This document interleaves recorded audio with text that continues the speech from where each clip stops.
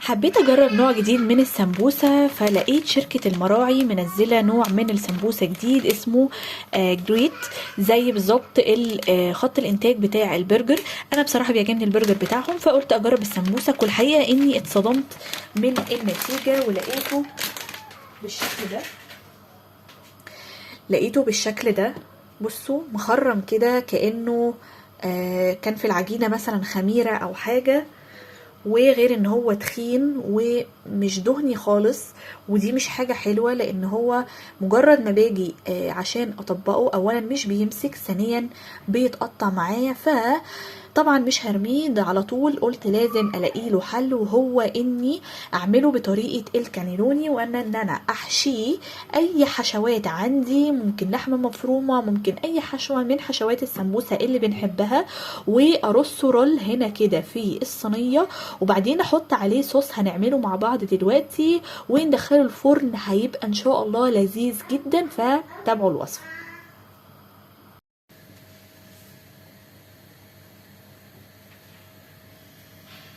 بدأت امسك كل واحدة واحشيها اي حشوات بقى عندك، عصاج، بسطرمة، جبن، مشكل جبن وزيتون او فلفل، يعني اي حشوة عندك بتحبيها هتنفع جدا في الوصفة دي. هنا انا عملته بشكل زي ما قلت لكم كانيلوني، وفي نفس الوقت هنحط عليه من فوق صوص بشاميل. صوص بشاميل عادي جدا، يكون بس خفيف شوية، بحيث هو ده الصوص اللي العجينة دي هتستوي فيه. يعني احنا ولا هنقليها، فده طبعا شيء صحي، ولا هنحط لها اي دهون، هي هتستوي في صوص البشاميل اللي هنعمله. الصوص اللي انا هتشوفوه وعملته هو تقيل شوية، يدوب اخدت لون.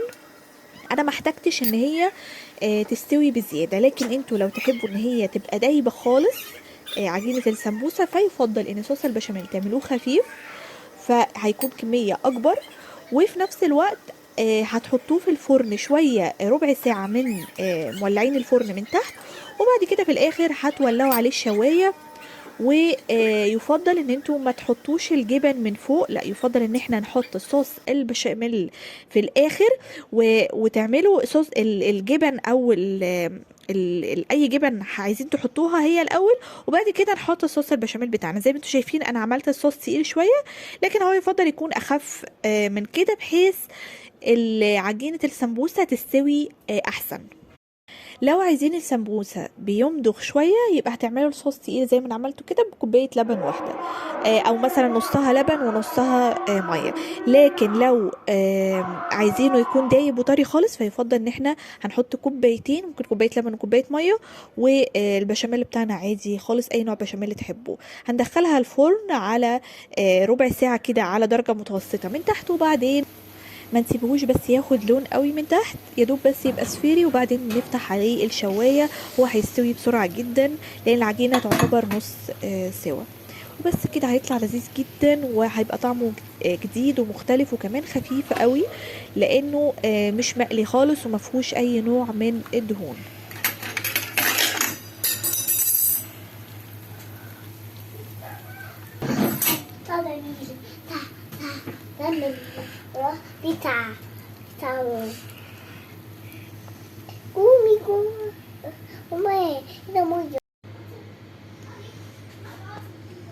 بس كده، اتمنى يكون الفيديو عجبكم، ما تنسوش اللايك والاشتراك. اشوفكم الفيديو الجاي، في امان الله.